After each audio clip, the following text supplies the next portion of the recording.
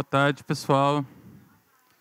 Sejam bem-vindos à unidade Santa Rita do Sesc Paraty. Esse é o nosso segundo café literário do dia. Serão 11 ao todo, até domingo. 3 por dia, tirando amanhã que vamos ter apenas 2. O Sesc Paraty faz uma programação regular, né, aqui na cidade. Uma programação que só se intensifica nesse momento de flip. Então, eu vou chamar aqui a Luiz Valente, o José Almeida Júnior e a Marta Barcelos para fazer a mediação. Obrigado. Boa tarde a todos e a todas. É um prazer estar aqui com vocês nesse segundo dia de Flip, primeiro dia de Casa Sesc. Eu tenho aqui a alegria de estar apresentando vocês nesse café literário 2 escritores que eles reúnem uma coisa que é meio rara na literatura brasileira, que é serem um sucesso de crítica já e também de público. Nós vamos falar do tema romance histórico, que é o gênero, digamos assim, dos romances deles dois, e vamos ter esse prazer de ver o que é o sonho de muito escritor, que é não só ser elogiado, como ser lido, muito lido, né? Eu vou começar aqui apresentando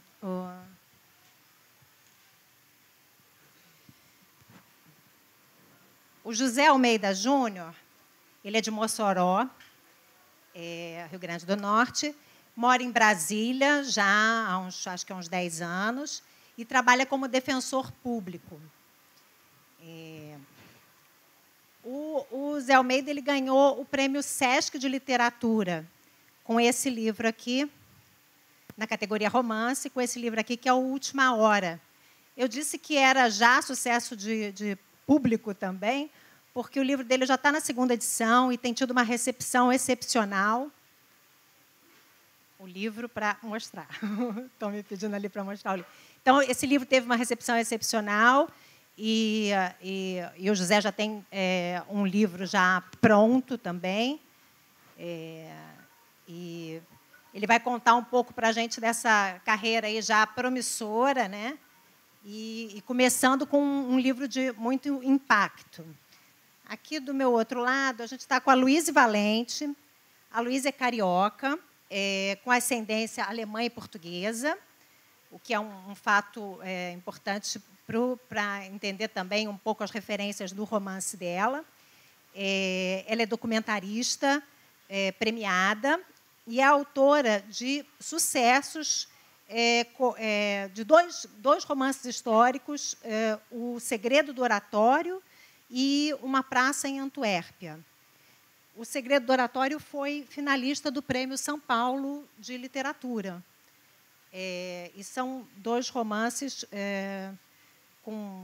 depois ela pode contar para a gente como é que a Luíse vende livro, que é uma coisa, gente. Ela vende muito livro.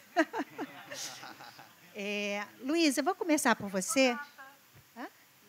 Ah, sim! Pois é, eu vou começar por você justamente para você falar. Vamos mostrar aqui também a capa. É para lá que é para mostrar o livro. Estava mostrando para a câmera errada.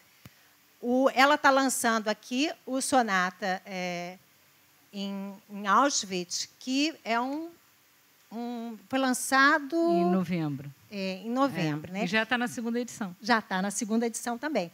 E a Luíse, ela começou, como eu falei, jornalista, documentarista, ela começou com os 2 pés no real, né? Você veio de alguma coisa em que o factual, o real era importante. Eu queria te perguntar, Luíse, para você começar a falar, depois dessa arquitetura aqui, que é muito bem engendrada, né, do romance do Sonata em Auschwitz, esse caminho de como é que foi para você essa transição. Quando foi que você descobriu a ficção como um espaço de liberdade e de verdade mesmo? Porque muita gente defende que a ficção é mais verdadeira que o real, né? Assim, você no início ficou constrangida, assim, um pouco de estar fabulando? Quando foi que você soltou aí a imaginação? Do jornalismo para a ficção. Bom, então, Obrigado, boa tarde. Agradeço aqui o convite do SESC. É muito bom estar aqui na Flip, com a Marta e o José, né? São pessoas assim que eu admiro, são dois escritores também que vêm de áreas... A Marta também é jornalista, o José é advogado. E também só primeiro falar para o SESC, eu acho que é importante, a gente estava conversando... Não posso falar, agora eu lembrei. Não é uma piada interna. A gente estava conversando... Não é piada interna, eu vou explicar para não ficar... É porque eu falei assim, a gente estava no camarim... Diz assim, você sabe, eu falei assim, você sabe que essa história de chegar para o público e dizer assim, aquilo que a gente estava conversando lá atrás, o público não gosta, eu que nem no vídeo, porque falar. ele sente que ele não estava participando antes, aí ela agora começou... Esqueci, deu um branco, eu esqueci, não podia falar. Bom, a importância do SESC de ser, eu acho que essa valorização que o SESC dá ao autor nacional. Então, acho que a gente tem que frisar muito isso, porque esse prêmio é um prêmio super importante. As pessoas que ganham o prêmio SESC são pessoas que estão em várias profissões, estão no dia a dia. Eu, assim, conheci várias pessoas do prêmio SESC, vocês dois, né, foram ganhadores. Então, é um grande incentivo para quem escreve. Autores nacionais, é um prêmio sério. Então, a gente tem que dar essa valorização. E o projeto que eles fazem, de levar as pessoas a vários grupos de formação de leitores, né? Enfim. Então, respondendo à tua pergunta, a minha formação é do jornalismo. E já há 15 anos, 15, 20 anos, comecei a trabalhar também com documentário, que, de certa forma, é meio que uma transição, porque é uma linguagem já de narrativa, mais próxima até de uma narrativa de ficção, mas com um tema muito real, documental. E aí, quando eu passei para o romance histórico, na verdade, foi meio assim, por acaso, porque eu tinha vindo de algumas pesquisas de um documentário, que é o tema do meu primeiro livro, que é O Segredo do Oratório, que é sobre raízes judaicas do Brasil e essa importância a influência que a gente tem desde o período do descobrimento do Brasil e da Inquisição em Portugal, desses conversos cristãos novos que vieram para cá. E eu tinha feito um documentário sobre isso, que chama Estrela Oculta do Sertão. E eu tinha muito material ali. E eu vi que tinha as pessoas se interessaram muito por esse assunto, não tinha efetivamente muito material publicado sobre isso fora de teses e material acadêmico. Aí eu resolvi assim, vou fazer uma ficção, mas eu não estava pensando ainda efetivamente que eu ia escrever um livro ou pensando se eu ia publicar ou não. Eu fui simplesmente juntando aquele material e transformei meio que um documentário numa ficção para me dar justamente a liberdade de eu traçar a história do personagem e colocando coisas que eu não teria como colocar num documentário. E aí eu fui descobrindo uma paixão, porque eu sempre gostei de ler história, né? E o importante aí é o seguinte, que a minha formação sempre vinha muito de leitura, que eu acho que a melhor formação para um escritor é ler muito. A gente pode fazer cursos e tal, mas leitura é o principal. E aí, lendo muito e vendo muitos livros de não ficção, eu comecei a ver que aquele assunto não existia muito na ficção. E aí eu entrei no primeiro livro, O Segredo do Oratório, né? A partir daí eu fiz o meu segundo, que foi Uma Praça em Antuérpia, e o Sonata, que veio depois. A Praça em Antuérpia veio em 2015 e o Sonata em 2017, que aí já abordam um tema mais ligado à Segunda Guerra Mundial e ao Holocausto, né? E aí vem uma questão pessoal. Eu sempre gostei muito desse assunto. Desde pequena, sempre me interessou demais. Então, eu sempre li muito sobre isso. E, quanto mais eu lia, eu sempre via muitos relatos que eram ou autobiográficos, a maior parte dos relatos sobre a Segunda Guerra são biografias, seja de sobreviventes de campo, de pessoas que lutaram na guerra. E aí eu comecei a ver que, na não-ficção, eu encontrava muitas informações que eu não encontrava na ficção. Detalhes, assim, nesse tema específico meu, né, do Holocausto, da ascensão do nazismo, como é que isso se formava. E aí eu fui juntando aquele material, e aí eu via, eu vou escrever um livro que eu gostaria de ler, que eu não encontro. Eu acho também onde a gente parte muito para escrever um livro, né?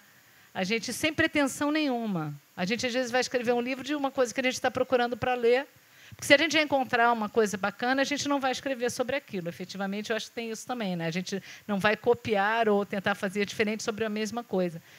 E aí eu vi que eu encontrava livros sobre o Holocausto, mas eu não conseguia encontrar um livro assim, as sensações, para falar um pouco do Holocausto internamente, não só com dados sobre a guerra, com as experiências narradas em depoimentos, mas eu queria ver a experiência sensorial. E foi mais ou menos o que eu fiz no Sonata. Eu fui em cima de dados reais, de depoimentos, de conversas com sobreviventes, né? Eu parti de um fato que uma senhora me contou, de ter tido um bebê num campo de concentração de Auschwitz, e, a partir daí, eu fiz o Sonata. É uma ficção, é total uma ficção, mas muito... entra na sua pergunta, ela é muito baseada... Os fatos são reais, todos os fatos que eu coloco e as datas são reais, só que é engraçado que a ficção, a realidade, eu acho que é pior do que a ficção. Nesse período, então, tudo que a gente escuta sobre o Holocausto, você acha que é uma ficção. Então, a minha ficção parece uma realidade, porque aí fica realmente... Não é a personagem da... Quem já leu o livro sempre me pergunta, a Adélie é a Dona Maria? Eu falei, não. A Dona Maria, essa senhora que faleceu em dezembro, com 103 anos, sobrevivente do Holocausto, ela me contou uma vez que tinha tido um neném, que o neném dela nasceu em Auschwitz e foi levado para uma câmara de gás. E aquilo eu falei, nossa, eu estou conhecendo uma pessoa aqui que passou por tudo isso, está viva, sabe? Viveu um século, né? É uma memória dela de 70 anos, ela mantém essa memória, então eu vou fazer uma história como se essa criança sobrevivesse. E era o meu pano de fundo para eu falar desse período, que é um assunto que eu nunca vou conseguir entender. Então, eu acho que eu vou escrevendo muito para tentar colocar, assim, fazendo uma catarse, né? E aí eu fui pegando para falar do Holocausto com esse fio condutor dessa história. Né? É que eu estou falando muito já, então dá um espaço aí para o José.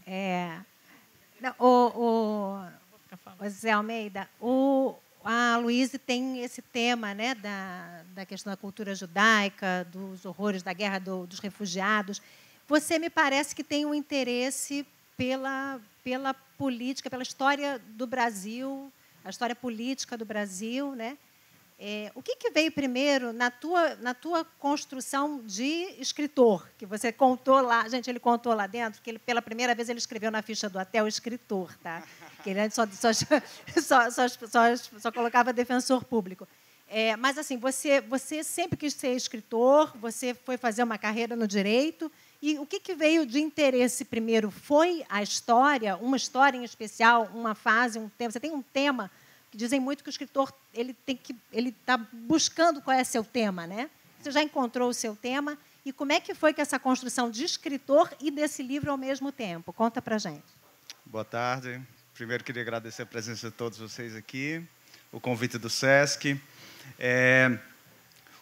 Primeiro, como eu me tornei escritor, né? Eu sou de Mossoró, no Rio Grande do Norte. E eu acho que muitos aqui que são do Nordeste sabem que lá tem uma ligação muito grande com o regionalismo, com Graciliano Ramos, com José Lins do Rego, José Américo de Almeida. Então, quando eu estudava lá, no 2º grau, hoje ensino médio, eu tinha um grupo de amigos que gostavam de literatura, e todos nós queríamos ser escritor, né?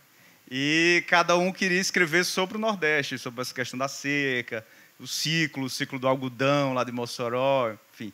Então, esse desejo de ser escritor veio daí, né? da escola. Mas eu tinha que arrumar uma profissão, né? E aí eu entrei na área do direito, né? Aí, quando eu terminei a faculdade, eu passei no concurso de defensor público, fui morar em Brasília. E quando foi um determinado ponto da minha vida, que eu já estava estabilizado, eu pensei, não, agora eu vou parar e vou fazer o que eu quero, né? Já estou com minha vida mais ou menos encaminhada, já com filhos, tudo, já uma vida organizada, estabilizada. E aí eu iniciei. O meu projeto eu gosto muito de planejar. Então, assim, quando eu comecei a escrever, eu já fiz um projeto de carreira, sem nem saber se eu ia ser escritor. Então, assim, eu planejei ser escritor, trabalhar com ficção histórica, né? A história do Brasil é muito rica, né? Uma história de golpes, contra-golpes, enfim, a história política não precisa nem de ficção para tornar atraente, né, para o leitor. Mas tem um aspecto que só a ficção histórica pode trazer, que é o reflexo dessa política, questão econômica, nas pessoas comuns, né? Quando você lê um livro de história, você vê, geralmente, a história tradicional traz os políticos, os grandes empresários, líderes de movimentos populares, enfim. Mas quais são os reflexos disso na vida do cidadão comum? Como se dá isso dentro da família, né? Então, essas questões mais particulares que a história não é capaz de trazer, muitas vezes, porque a história precisa de uma documentação, precisa de uma prova, né, para colocar aquilo no papel. A ficção dá essa liberdade. E eu assumo essa liberdade para ficcionalizar, enfim, em cima de fatos reais, né? A Última Hora surgiu a partir de um personagem. Eu pensei em escrever sobre alguma pessoa que tem sido torturada durante o Estado Novo e ver como é que ela ia lidar com isso durante o governo Vargas eleito, né? Porque o governo Vargas hoje pauta muito a política, as diretrizes do trabalhismo no Brasil, né? Mas, contraditoriamente, ele foi uma ditadura que perseguiu muitos comunistas, né? Luiz Carlos Prestes, Ogel, Berger, que ficou uma situação reduzida como um animal, que o Sobral teve que entrar com um habeas corpus, com base nos direitos dos animais, enfim. Então, eu queria compreender isso. Do início, eu tinha pensado em algum personagem que tivesse atuado no Exército, porque o Exército tinha uma linha muito de esquerda, né? Muitos esquerdistas da militância saíram do Exército. Mas, pesquisando sobre o tema, eu deparei com a Última Hora, com o jornal, né, do Samuel Weiner, e pesquisando, vi que muitos dos jornalistas que compuseram a Última Hora eram comunistas, eram de esquerdas, enfim, foram trabalhar no jornal que foi criado declaradamente para apoiar Getúlio Vargas. Inclusive, na primeira edição, tem lá uma carta do presidente Vargas, apoiando a criação do jornal. Havia uma coluna que era o Dia do Presidente, que Samuel Weiner destacou um jornalista para acompanhar o dia a dia no catete, onde o Getúlio Vargas estivesse, enfim. Então, daí que nasceu a Última Hora. Queria saber de vocês dois um pouco mais sobre essa pesquisa histórica. Assim, qual foi a maior dificuldade que vocês tiveram? Lembrando que vocês não estavam preocupados só com os fatos, mas também com essa ambientação que ela vai enriquecendo as narrativas de vocês dois, né? Então, no livro do Zé Almeida tem o jornalista, você sabe qual é a marca de cigarro, ele pega um Hollywood, ele não pega um cigarro, ou os detalhes, e a gente sabe que a ficção ela se torna verossímil pelo nível de detalhes, né? Então, nem tudo você encontra ali no jornal, né? Então, eu queria saber se o mais difícil, no caso, começando pela Luísa, assim, essa pesquisa factual, assim, você estava lidando com alguma coisa que é muito documentada, mas eu sei que você teve em Auschwitz e você fez uma pesquisa de campo, né? E como é que você chega nesse nível de detalhes que torna essa narrativa tão saborosa e tão verossímil para quem está lendo? As personagens, né? As personagens são muito, muito reais, apesar de ficcionais, né? Como é que você teve alguma dificuldade na sua pesquisa? Como é que foi essa fase da pesquisa? De detalhes, de fatos? Um pouco do processo, né? Que acaba sendo o processo de todos os livros. Quem eu acho que trabalha com romance histórico tem que, primeiro, gostar muito de...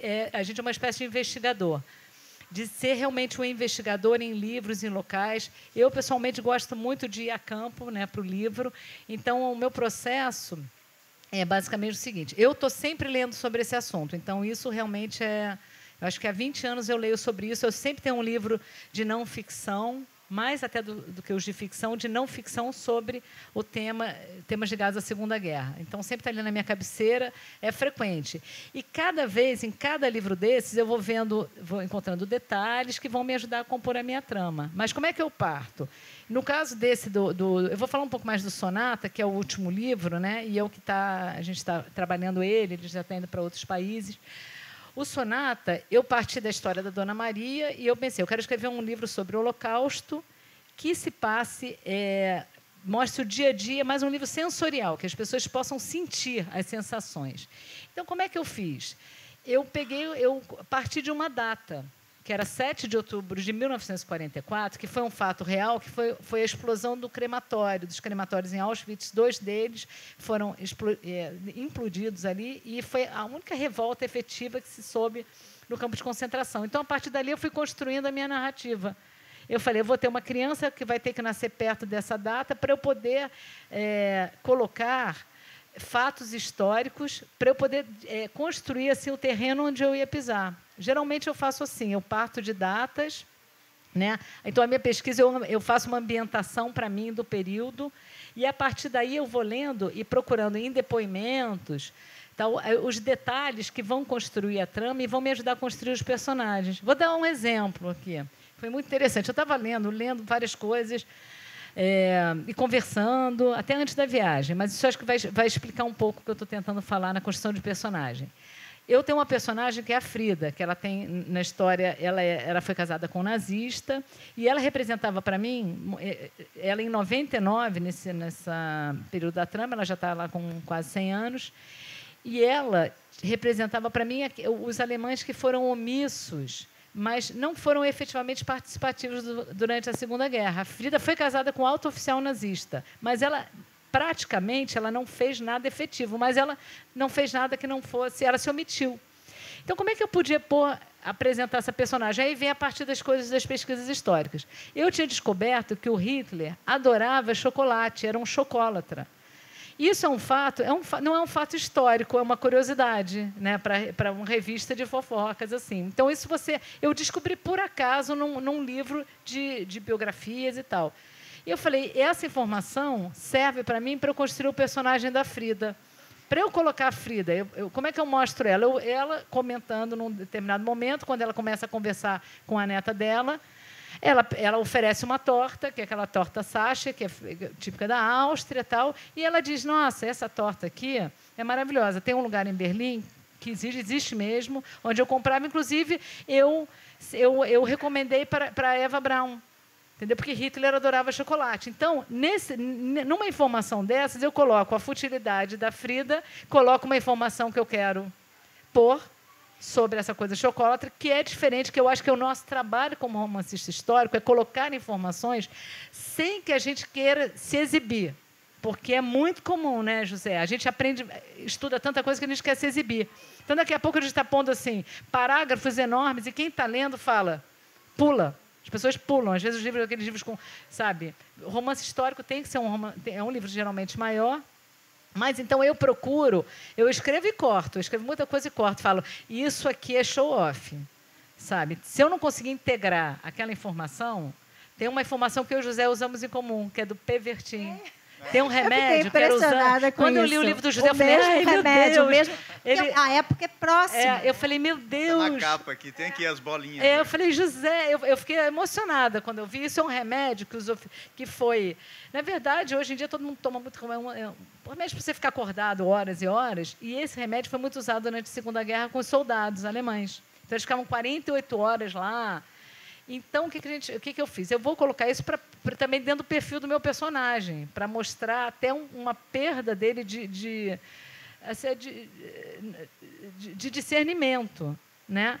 E aí, depois, eu lendo o livro do José, está lá, porque o personagem usava e estamos na mesma época. E também muito bem empregado. Porque é diferente. A gente vê um livro, às vezes, que a pessoa coloca assim, fulano, um livro de história, você vê, fulano nasceu, não sei quando, fazia isso, aquilo. A gente, como romancista, tem que trazer aquilo para a construção do personagem, para a construção do pano de fundo, para dar a chamada verossimilhança interna, que é coisa que tem que ter em qualquer livro, mas no romance histórico é fundamental, porque você cria um personagem Mas se o personagem... E se você não estiver atento a meteorologia, tempo, tem que pesquisar tudo isso. Sempre tenho que descobrir. No dia que eu fiz essa revolta do campo, 7 de outubro, tinha que descobrir se estava chovendo ou se estava fazendo sol. Pesquisei mais de 20 livros para encontrar uma linha num livro enorme, que eu, graças a Deus, li inteiro, porque no começo você também não aguenta mais, você começa a procurar as coisas, e se eu não tivesse aquilo, eu não tinha uma coisa que é fundamental para o final do livro. Então, esses detalhes todos, a gente faz uma investigação.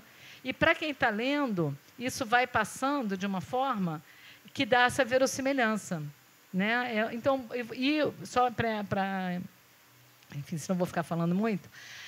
a pesquisa de campo, que aí é fundamental, acho que é fundamental para mim. Eu escrevo o livro e aí depois eu vou a campo e refaço os caminhos dos personagens, né?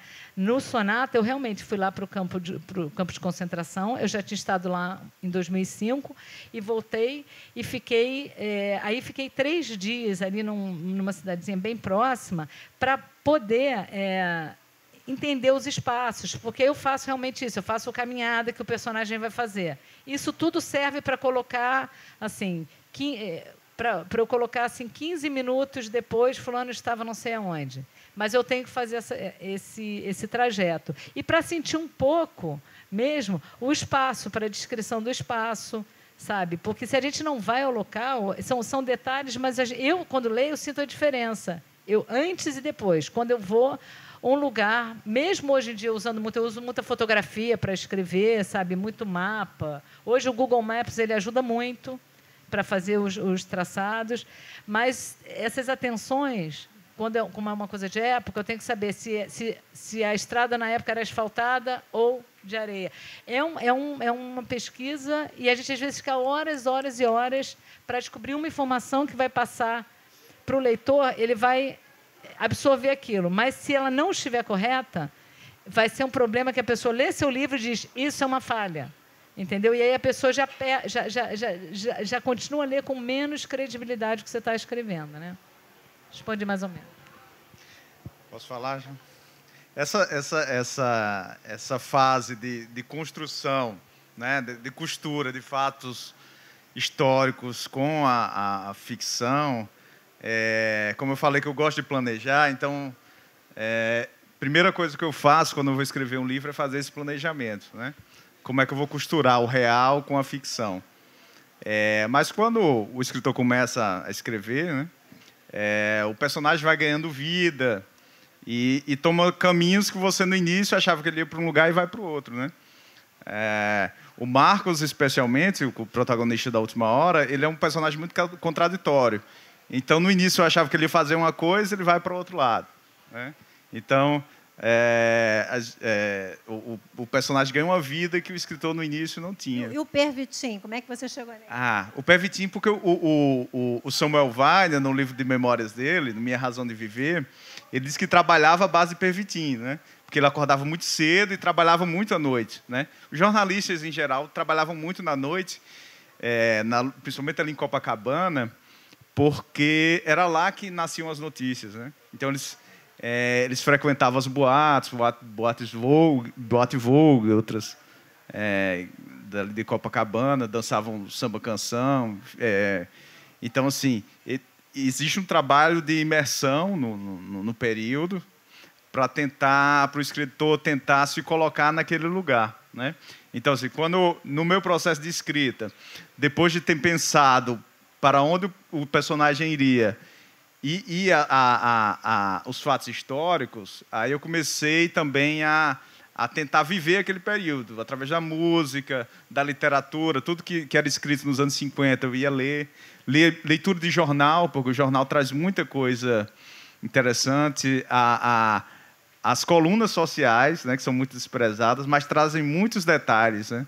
A coluna do Jacinto de Tormes era uma coisa assim, deliciosa, que você lia e ficava vendo ali os detalhes, o que estava acontecendo nos bastidores, né? Mas o grande erro, como a Luísa falou, do escritor, do autor de ficção histórica, é tentar passar um didatismo, né? Então, o livro, o enredo, ele tem que se sustentar independentemente se se o leitor tem ou não tem aquele conhecimento histórico, né? E o autor não precisa da ficção, não precisa explicar, porque se ele for explicar, a qualidade do livro literário cai muito. Então, o didatismo é um grande erro do ficcionista histórico. Outro erro é querer colocar informações demais, né?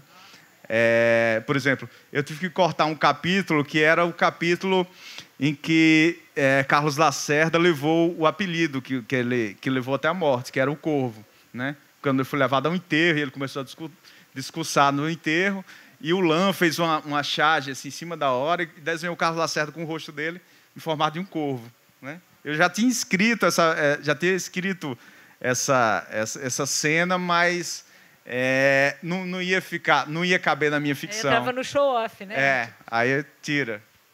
Mas a gente tem muita coisa que a gente vai lendo que a gente quer colocar. E o pior, quando a gente encontra pessoas que falam, nossa, você sabia? Tipo assim, você sabia que Carlos Lacerda tinha pedido filho de corvo? Você fala, sei.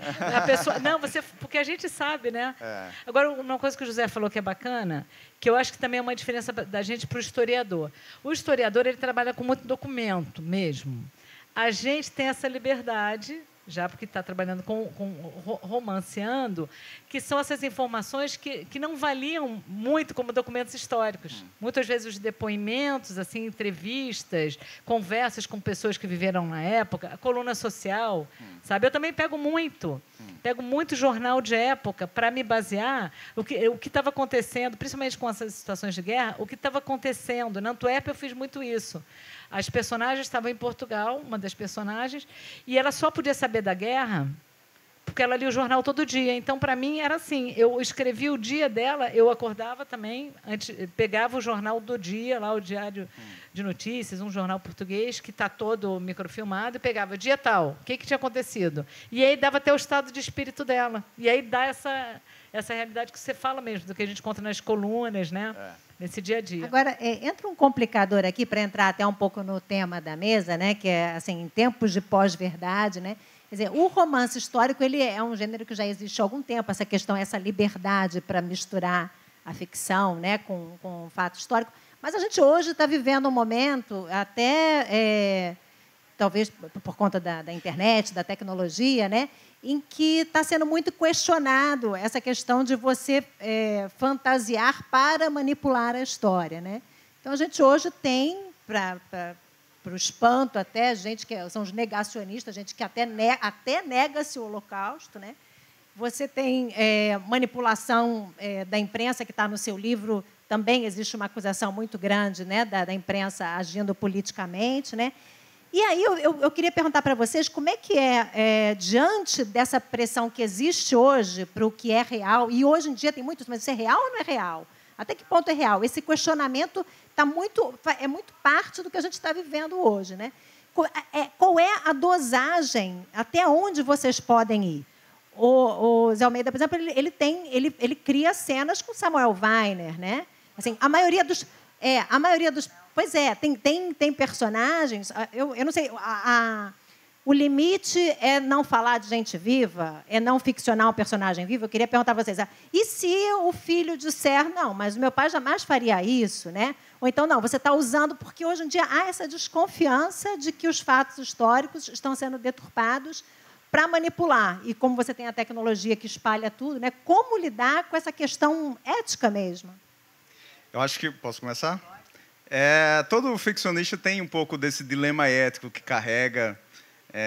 Antes desse livro, eu tenho um outro que eu carregava mais esse dilema, porque mexia com o Machado de Assis e a esposa dele. Então, quando eu estava escrevendo, eu tinha um dilema muito grande.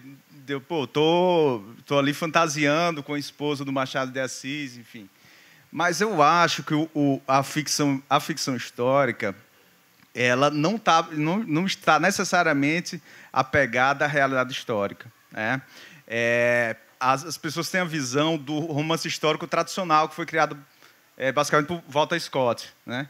O modelo scottiano, ele traz personagens, geralmente, nos livros dele, que são personagens que não são as grandes personalidades históricas, E os fatos históricos são referências, são falados como referências. Mas os personagens reais, eles não são alterados. Muitas das vezes, eles nem interagem com o personagem de ficção. Existe só a referência. Mas o romance histórico de hoje progrediu, especialmente no romance histórico latino-americano. O romance histórico latino-americano, ele inclusive reconta a história. Muitas vezes reconta a história pela voz dos vencidos, né? E aí, na literatura latino-americana, tem vários, né? O Alejo Carpentier, o Garcia Marques, o Mário Vargas Llosa. Então, esse apego ao real não existe, né? Só se o escritor se propuser isso para o leitor. Se ele disser, tudo que está falando aqui é real, aí ele vai ter que assumir o ônus desse compromisso, né? Você chegou a ser questionado sobre se tinha uma linha política, porque, na verdade, o Zé Almeida está retratando uma fase que tem isso, né? A história se repete, né? A gente está tendo hoje um avanço do fascismo no mundo, a gente está tendo até neonazistas, a gente está tendo também uma polarização política muito parecida, né? Com a que ele retrata no livro. Assim, você, de alguma forma, vê leituras muito diferentes com esse viés dessa preocupação que existe hoje da manipulação? A ficção é assumidamente uma versão que eu assumo dos fatos. Mas a história também são versões, são construção de discursos, né? Por exemplo, recentemente eu comecei a estudar um pouco do governo Jango para uma pesquisa no livro que eu estou escrevendo. Nós temos no mercado hoje, se for na livraria, 2 biografias mais conhecidas, que é a do Vila, pela editora Leia, e a do professor Jorge Ferreira, da Civilização Brasileira. São 2 acadêmicos, e se você for ler os 2 em seguida, nós estamos diante ali de 2 personagens totalmente diferentes, de uma pessoa real. Então, a história também é a construção de discursos, né? Nós vemos isso hoje na política real, na política atual, aliás. O Lula, tem muitas versões sobre o Lula, sobre a presidente Dilma. Mas daqui a 50 anos também haverá muitos discursos, né? Quanto ao Jango, o que nós vemos hoje, essa disparidade, daqui a 50 anos também nós veremos com o Lula, né? Então, são construções de discursos, né? Eu vi que você escreveu no dia daquele prende e solta do Lula, você escreveu no Facebook, isso aqui vai dar uma bela ficção histórica daqui a 50 anos. Já é com aquele olhar, né? A gente conversou aquele dia também falando sobre isso, mas que a gente, por exemplo, eu acho que tanto eu como o José, eu escrevi também de um período há 70 anos. Ele também já de um período, pegando a década de 50 também. No caso meu do nazismo, como eu efetivamente eu uso os personagens reais como um pano de fundo. Então, como é uma questão muito já... a gente tem 2... É muito polarizado, quando você falou, negacionistas e revisionistas. Revisionistas dizem que o Holocausto não foi bem assim, aconteciam os campos de concentração, mas... as pessoas não eram mortas, assassinadas nas câmaras de gás. Elas poderiam ser mortas até porque tinham tifo, já estavam mortas e eram... Enfim, os negacionistas negam, né? Então, por exemplo, o meu livro é aquela coisa... às vezes eu recebo assim, umas mensagens mas aí são mensagens fanáticas. Que é assim, quem é revisionista ou negacionista... realmente dizer é uma besteira o que eu escrevo. Porque para mim, como o Holocausto existiu, então a minha na verdade, o que eu procuro fazer é mostrar para as pessoas, principalmente pessoas novas, né, e é incrível a quantidade de jovens que eles não sabem, e é uma coisa tão recente, 70 anos, exatamente o que foi o Holocausto, né, como também muito menos o que foi a Inquisição, né? Então, ainda com 500 anos. Então, quando eu coloco aqui, e eu fiquei muito feliz que eu tive uma receptividade grande de público jovem. Por quê? Porque muitos não sabiam o que era Auschwitz. E aí, quando eles começaram a ler, e eles começavam a ver no dia a dia o que é você... o crescimento do antissemitismo, e isso você começa a colocar, o meu assunto é o Holocausto, mas isso vale para tudo. Com preconceito, contra as minorias, contra a gente, a questão do poder, a questão do poder dado a uma pessoa que era claramente louca, como Hitler, e como que isso influencia toda uma sociedade. A gente vive isso hoje em dia, então não preciso nem falar o exemplo. Mas a gente, como é isso no momento em que a gente vê de fora 70 anos atrás, eu tento mostrar como que as pessoas peguem essa história e consigam se colocar hoje nessa situação, sabe? E isso tem sido muito bacana comigo com as pessoas mais novas. Porque quando as pessoas dizem um exemplo, né? Quando eu pego assim, uma viagem de trem, 3 dias num trem, sabe, de uma cidade até um campo de concentração, ficando ali 72 horas naquele vagão.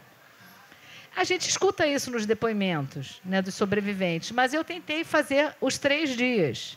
Então, fui atrás. Como é que é para que alguém, todos nós aqui, de repente, aqui é um vagão.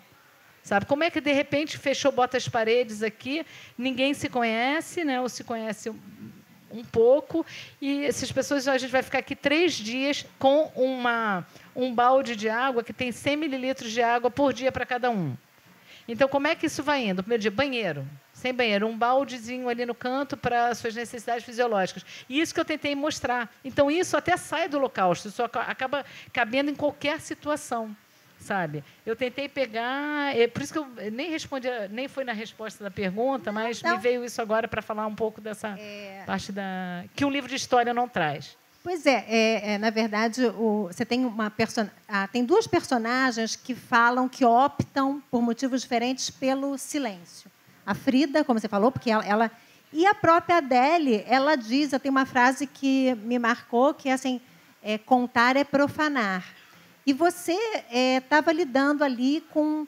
Você conta no seu livro aquilo que muitos escritores que viveram a Segunda Guerra dizem que é um indizível. Quando você vai para esse sensorial, né, é muito forte o teu livro, né? E assim, como é que você pessoalmente, por estar com uma técnica em vista, e, ao mesmo tempo, você tem que expressar a emoção através dos personagens, né?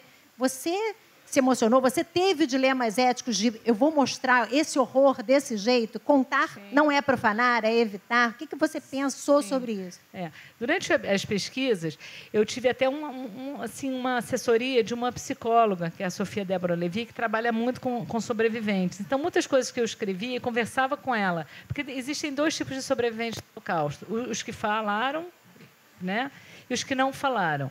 E aí, o Primo Levi, que é um escritor que eu acho que para mim é a maior referência, assim, os livros do Primo Levi, foi o meu primeiro contato com depoimentos, né? E o que eu mais recomendo para todo mundo é o Primo Levi, porque ele é um grande escritor. Então, o livro ele não é só um livro, não é só um autobiográfico, embora depois ele tenha romanceado outros livros, mas o É Isso, um Homem, que é o relato mais contundente para mim sobre esse período do campo, e o Primo Levi tinha muito isso, então eu me inspiro muito nele, né, nas histórias. E aí, com os sobreviventes, eu comecei, depois de um tempo conversando, eu começava a perguntar questões mais íntimas, que não eram nem pro lado emocional, era na questão prática. E aí, quando eu descobri, a Dona Maria uma vez me falou que ela ficou 4 meses no campo, sem roupa de baixo, sem calcinha, eu falei, eu nunca tinha pensado nisso, sabe? Então, eu tenho que falar sobre isso. Então, eu falei, eu vou contar, tanto que a Adele, ela prefere não contar. Aí eu conto na Adele, sempre ela fala, o que eu não vou contar é isso. Aí ela conta, como um fluxo que é uma intimidade que ela cria com o leitor. Mas ela não fala. Mas foi muito difícil para mim, sim, porque esse assunto é um assunto que ele me corrói. Eu gosto muito desse assunto, mas é muito dolorido. Assim, eu já tive assim, pesadelos, sabe? É uma coisa difícil de escrever. Eu sofrido, até hoje eu sofro. A Dona Maria morreu em dezembro. Eu tenho um sofrimento por ela. Eu falei, como que essa pessoa viveu 103 anos? Como as pessoas que passaram isso, eu não consigo entender. Tanto que eu vou escrever mais um livro sobre esse assunto. Eu acho que eu vou ficar escrevendo sempre, porque é uma forma de terapia, escrever sobre esse assunto, mas pegando essas questões, pegando uma coisa que é importante, que nós conversamos ontem. Estou aqui com a Luciana, que é a nossa agente literária minha, do José. Luciana que meio nos descobriu, né, José? Então, mas a gente conversou sobre uma questão sobre família. A gente está falando de falar sobre a família. E eu comecei a notar que, realmente, nos meus livros, eu falo sobre família, sabe? Famílias que se juntam, famílias que se separam, mas é sempre essa questão dessa unidade. E na Sonata, eu acho que isso é muito forte, porque eu tracei uma família alemã nazista e uma família alemã judia. E como essas histórias lá na frente se encontraram, como uma pessoa que descende, tinha essa descendência aí, que é a Amália, ela vai descobrir o passado nazista da família quando ela se encontra com a Adele, que justamente não quer falar sobre isso. Então, uma vergonha que a Amália traz, né? E que, de certa forma, ajuda a Adele porque a Adele também tem uma vergonha, né? Então, ela ajuda a Adele a se libertar disso. Enfim, leiam um livro, quem não leu. Acho que está todo mundo com vontade, já muito agora. Eu queria falar assim, sobre essa questão. Assim, todo mundo sabe, quer dizer, todo mundo sabe. Algumas pessoas, que o José estava falando das camadas de conhecimento que as pessoas podem ter ou não da história, né? Então, o livro de vocês dois pode ser lido por um jovem que está querendo aprender história, aquela história que não sabe nada, que está zerado, ele vai aprender história. Eu acho que talvez seja isso que os historiadores não conseguiram, que aí vieram os jornalistas, os romancistas e conseguiram, porque há um interesse enorme, né, pela história, né? Agora, é curioso que as pessoas sabem o final, né? No seu, todo mundo sabe que o Getúlio Vargas vai se matar. Mas você cria... Como criar um suspense? Porque é curioso que, mesmo quem conhece detalhadamente, você... Não sei se aí entra o talento da narrativa, talvez a estrutura do romance. No seu caso, você coloca o narrador, às vezes, em terceira pessoa, né? E, às vezes, em primeira. Né? Como fazer para manter esse suspense? Né? Porque a gente...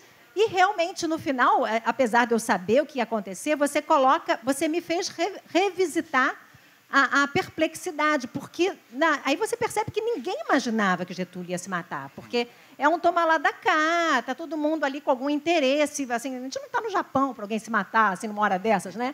Assim, e você coloca... Como é que é essa história de você saber que o final é esse, né? Como é que você fez para mesclar isso e manter esse suspense, o ritmo que você dá muito forte no seu livro? Quando eu faço a construção do romance, eu penso em que o livro ele tem que se sustentar independentemente se o leitor conhece ou não a história. Então, ele tem que ter uma estrutura própria de ficção que se sustente. Você sabendo ou não quem foi Getúlio, quem foi Samuel Weiner, quem foi Carlos Lacerda, ele tem que se sustentar. Por outro lado, você também não pode ser didático. Você não pode explicar quem foi Getúlio Vargas. Você não pode explicar quem foi Carlos Lacerda, quem foi Samuel Weiner. Então, assim, é uma tarefa um pouco complicada, essa costura. Mas o eixo principal do livro, para mim, tem que ser a ficção. Então, é por isso que ele se sustenta, né? Porque a linha narrativa é a da ficção. A história vai aparecendo, às vezes se entrelaçando ou não. A história, às vezes, ela faço ficção da história, né? Você coloca duas épocas também como estrutura, né? A Última Hora ela é narrada na década de 50 e na década de 30, né? É engraçado que eu tive muita... Quando eu comecei a escrever o livro, quando eu chegava no capítulo da década de 30, minha cabeça dava um nó e eu não conseguia imaginar o Marcos e a Anitta jovem, né? Então, assim, e o romance não estava andando. Então, eu disse, vou deixar os anos 30 de lado, vou escrever os anos 50, depois eu escrevo o 30. E aí, funcionou muito melhor. Depois eu juntei. Juntou? Depois eu juntei. Eu abri um arquivo no Word com os anos 30 e outro com os anos 50. Curioso. E aí ficou muito mais orgânico o livro, a narrativa, né? Você, Luiz, pensou como essa estrutura Pois é, porque eu trabalho com várias épocas, né? Com 5 épocas, mas eu não consigo fazer assim, não. Eu vou indo. Porque eu faço assim, começo Esse eu comecei em 44, fui para 99, voltei para 17. Os todos eu faço assim. Mas eu vou indo como se eu estivesse contando linearmente, fazendo flashback linearmente. Mas eu já fiz isso, sim, quando eu fiz no primeiro livro. Eu escrevi do Segredo do Oratório, tinha um diário no século XVII, o livro se passava no século XX. Eu falei, vou ficar maluca. Aí eu fiz todo o diário do século XVII e fui inserindo no século XX, porque é muito complicado. Eu gosto de trabalhar com idas e vindas no tempo, porque eu gosto dessa saga, assim, que a Isabel Allende faz, sabe? Eu gosto de sagas familiares. Então, mas aí eu tenho que trabalhar. Todos os meus livros a data mais próxima de agora é 1999. Porque aí é uma coisa curiosa. Se eu tivesse no meu livro essa tecnologia toda que existe já, telefone celular, internet, tudo, o meu livro teria que ser completamente diferente, porque os personagens não precisariam viajar, eles iriam ao Google, eles fariam um Skype, entendeu? Então, isso eu acho que é importante também, quando a gente faz, ficar atento. Às vezes as pessoas colocam um livro que se passa em 2018, que a gente hoje é tão inteirado nesse mundo tecnológico, que isso faz parte de qualquer personagem, sabe? Então, se você não pensar nisso, fica fake. Você lê... Tem uma cena do meu livro aqui, desse Última Hora, que o personagem que estava conversando com o outro, ele saiu para fumar. Aí eu disse, depois que eu escrevi, nossa, os anos 50 ninguém saía para fumar. Fumava dentro. Fumava dentro, dava uma baforada na cara do outro, ninguém estava... Isso a gente tem que ficar super atento, né? Esses detalhes. O anacronismo, né? Total, mas é isso mesmo, quando a gente pega para escrever... Mas é bom, né? Depois que você vai indo, mas você fica vai ficando meio louco, assim, tipo... E eu acho que uma coisa que eu acho do romance histórico, ele geralmente é longo. Eu não sei como é que você faz, José, mas quando você começa a escrever, depois de um ponto, você não dá mais para você voltar no começo para ler, né? Aí o que eu faço? Eu tenho uns quadros em casa que eu boto ganchos que eu fiz de capítulo, que eu sempre gosto de capítulo curto. Aí eu escrevo, porque...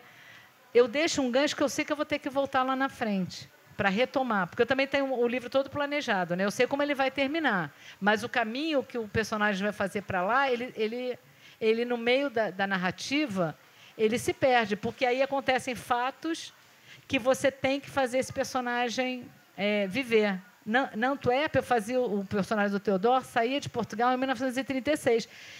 Ia para a França. Ok, isso era no meu planejamento. Quando eu começo a estudar a história, eu vi, gente, ele passa pela Espanha. A Espanha estava em guerra civil. Como é que um personagem que era comunista pode passar para a Espanha e não ficar um pouco lá? Tive que abrir um capítulo enorme da Guerra Civil Espanhola, tive que estudar a Guerra Civil Espanhola, aí fui descobrir que os aviões Stukas, que os nazistas usavam, foram usados pela primeira vez na Guerra Civil Espanhola. Eu falei, gente, eu ia ter que usar esses Stukas na frente. Aí tudo vai... Tem isso também, as coisas aparecem... Parece um milagre, né? Que elas caem ali, você fala, tinha que colocar isso, porque isso vai me levar para uma outra situação. Mas isso dá verossimilhança, senão você não acredita. É a mesma coisa, o personagem sair para fumar, você fala, gente, né? Até os anos 80, 90, as pessoas fumavam dentro das redações, né? A gente trabalhando em redação, era terrível, redação e avião, né? O romance de vocês dois é muito cinematográfico, né? Existe hoje até... escritor que escreve, sim, para depois virar filme, né? Como é que a cabeça de vocês vai compondo já essa questão dos cenários, de uma movimentação, os diálogos muito bem construídos? Vocês já pensam no livro como um possível filme, assim? Porque minha escrita é muito visual, então acho que isso acaba que sai... várias pessoas já vieram me dizer que o livro era cinematográfico. Mas é uma coisa que foi naturalmente, não foi nada pensado para isso, né? Para tentar virar um filme, alguma coisa depois, não. Também, eu escrevo visualmente. Mas é porque eu gosto muito de cinema, também eu gosto muito de ver e eu gosto de escrever em voz alta. Diálogo em voz alta, o que dá mais uma realidade, né? Mas eu tenho, efetivamente, os meus 2 primeiros livros, que é O Segredo do Oratório e A Praça em Antuérpia, eles foram vendidos já para o Breno Silveira, que é o diretor, para adaptação. Que ou o diretor série, dos Dois Filhos de dos Dois Filhos de Francisco, Francisco, quer dizer, porque ele vão achou, sair belos e ele achou também visuais, e aí é ou série ou filme, mas está encaminhado. Espero que até o final do ano E tenhamos uma você notícia escreveu uma disso. peça. Eu queria que você falasse Peça. um pouco aí dos seus planos. Aí você escreveu uma peça, Escrevi. é muito diferente? Não, a peça chama O Mundo Indecifrável. Aí a gente até ganhou um ano passado lá ganhamos uma verba para fazer, mas era da prefeitura do município, enfim, ninguém recebeu. Então, a peça está aí esperando o patrocinador. Mas chama O Mundo Indecifrável. É um encontro de uma sobrevivente do Holocausto com uma refugiada síria. Eu quis trazer essa questão porque, na verdade, quando a gente começou a falar em 2015, que começava a maior crise de refugiados, quer dizer, uma crise de refugiados tão grande quanto da Segunda Guerra. Então, o que chamou muita atenção dos refugiados, porque a gente tinha na Segunda Guerra a maior crise de refugiados até então, e aí veio agora. Situações diferentes, né? Porque aqui é basicamente os refugiados saindo basicamente da Síria, né? E diferente da Europa naquela época, que era um continente em guerra. Mas, a partir daí, eu falei, eu vou fazer o encontro dessas duas mulheres, porque é uma senhora já, aí com seus 90 anos, e uma refugiada síria de 20 e poucos anos. Ambas tinham perdido as famílias. E para colocar justamente essa coisa do ser humano. E era uma síria e uma judia, uma síria muçulmana, e uma judia, para colocar que também essa síria muçulmana vinha da região ali já de guerras Israel, Síria e tal, né? O pai tinha morrido nessa guerra. Então, o que acontece? Eu queria mostrar que as pessoas são pessoas. Independente, o drama daquelas duas mulheres era muito parecido. Deixaram seu lugar, perderam suas famílias, e aí era essa trajetória delas, enfim, esse diálogo para falar um pouco dessas duas situações. Mas está aí, procurando patrocinador. E você escreveu já um livro que está pronto, que chama O Homem que Odiava Machado de Assis. Conta isso. Esse livro surgiu a partir de uma curiosidade quando eu estava lendo a biografia de Machado de Assis, que foi a vinda de Carolina, esposa dele, para o Brasil. Porque ela veio, ela era católica, de uma família que morava no Porto, e ela veio para o Brasil solteira, próximo aos 30 anos. No século XIX, nessa idade, as mulheres já estavam casadas, via de regra, e ela veio para o Brasil num navio junto com um músico chamado Arthur Napoleão, né? Quando ela chegou no Brasil, ela se encontrou com um irmão dela, que é o Faustino, que tinha problemas mentais, e era amigo de Machado de Assis. E aí eles se conheceram. Mas até hoje é um mistério por que ela veio dessa forma para o Brasil. E Arthur Napoleão, esse músico que veio com ela, deixou um livro de memórias, porque ele se tornou um músico conhecido aqui no Rio de Janeiro. Deixou um livro de memórias dizendo que não poderia contar em que circunstância ela teria vindo para o Brasil. Então, eu construí a ficção a partir desse mistério, né? E aí, O Homem que Odiava Machado de Assis é a causa da vida de Carolina para o Brasil. Você está fazendo esse circuito do Prêmio Sesc, né? Que quem é da família sabe como é. Você está se fortalecendo, começando a sua carreira literária, começando a escrever lá, escritor na ficha do hotel. E você também agora tem um canal no YouTube. Assim, quer dizer, eu também queria perguntar também para a Luísa, que também tem um portal. Como é que vocês estão lidando com essa questão do escritor hoje, né? Vocês têm acesso, vocês têm um apelo, o público gosta do romance histórico, né? Lidando com essas outras formas de linguagem, a tecnologia. Qual que é a ideia desse canal no YouTube? E como é que tem sido essa experiência de ver a recepção do livro? E você também tem muito feedback, né, dos leitores, né? Eu acho que o escritor hoje, para ter uma carreira como escritor, ele tem que tentar se comunicar com o público, né? E o autor nacional, principalmente, tem muita dificuldade a chegar a esse público.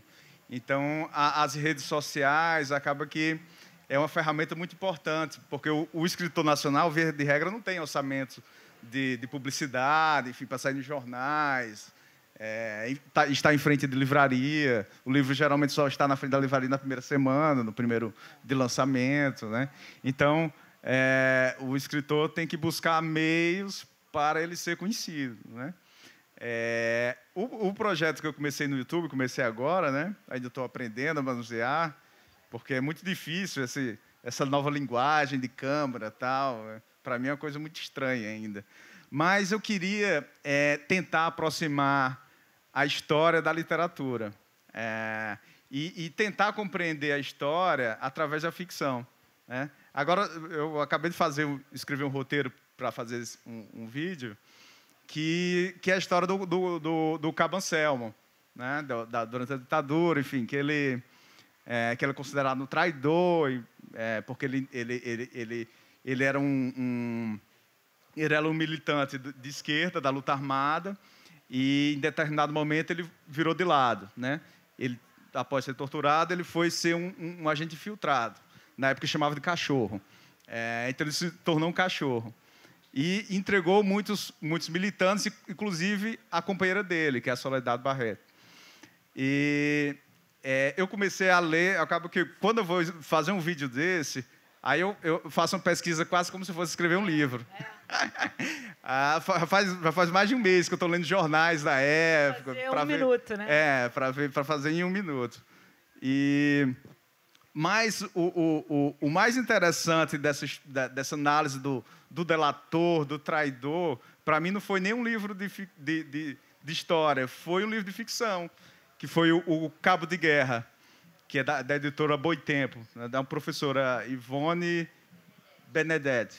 É um livro ótimo, porque ele não aborda propriamente o caso do Cabo Anselmo.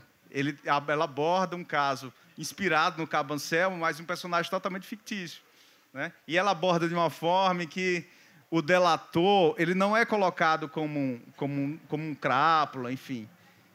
Ele mostra as justificativas dele e o leitor, para o leitor tentar compreender as atitudes dele.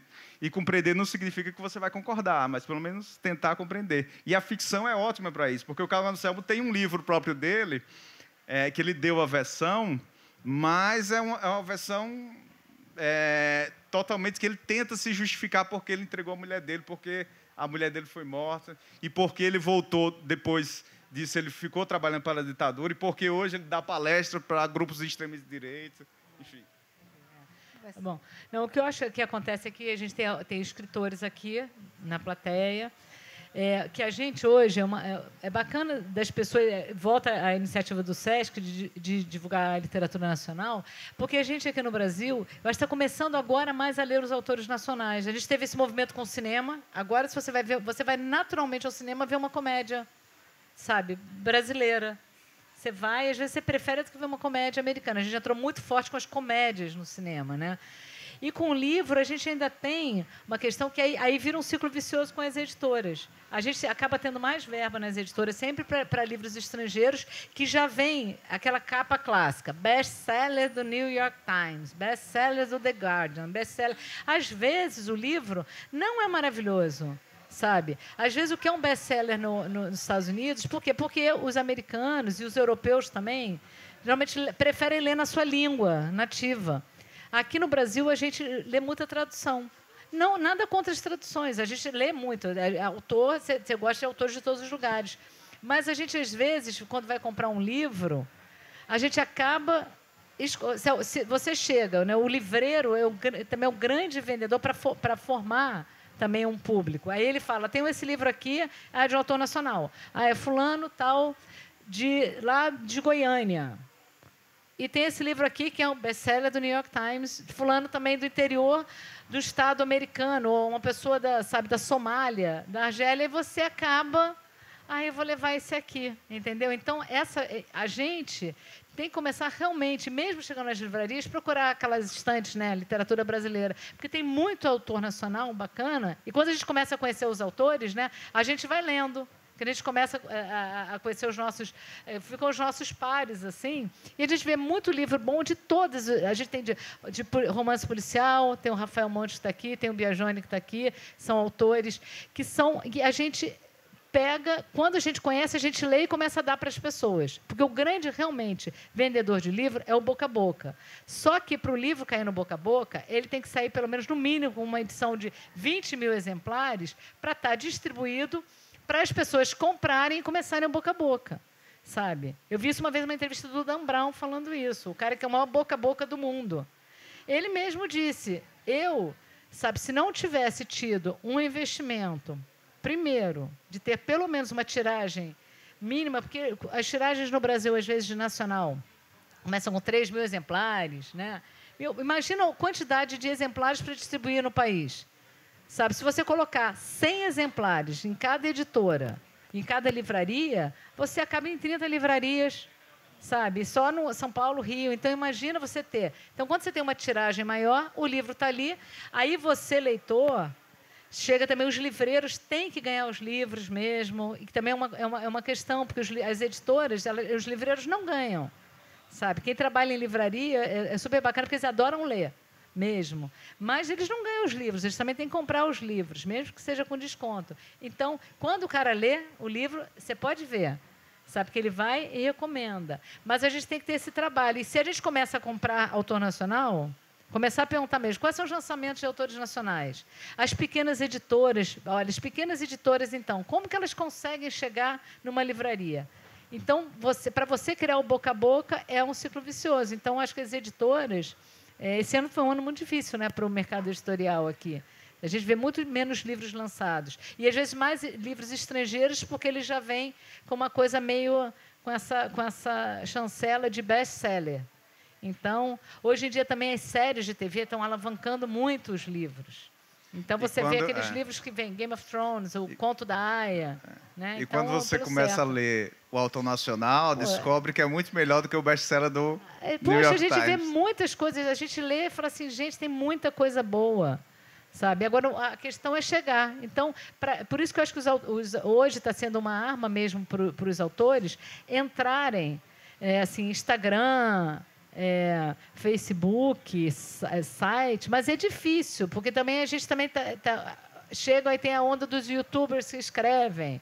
Entra essa onda. Quantos seguidores você tem para você editar um livro? Entendeu? Tem, acho que, espaço, tem que ter espaço para boa literatura. E boa não é dizer essa coisa de... Eu também não acho que exista alta literatura e baixa literatura. Sabe? Existe literatura, os estilos, mas que a pessoa tem que fazer com seriedade. Então, para nós é difícil porque a gente, sabe, tem que entrar, aqui é uma divulgação, né? Se as pessoas aqui, 5 pessoas compram os nossos livros e leem, e gostam, e passam para mais... 5 passam mais 5, dão 25, passam para mais 5, e aí você vai criando o best-seller, que é no boca a boca. Mas é um trabalho difícil, né? Aliás, gente, só para dizer, o livro da Luísa está na Travessa. Tá. O do Zé Almeida está com ele, tá, gente? Ele está vendendo aí, não é isso? O escritor tem que ser meio de caixeiro viajante. Correr atrás. Primeira coisa, quando eu cheguei a Paraty, foi ver todas as livrarias, não tinha nem lugar. Então vamos levar o meu. E nós e o José temos a mesma editora, que é a Record. Né? Tinha trazido. Eu queria agradecer aqui aos dois. A gente agora vai encerrar a transmissão.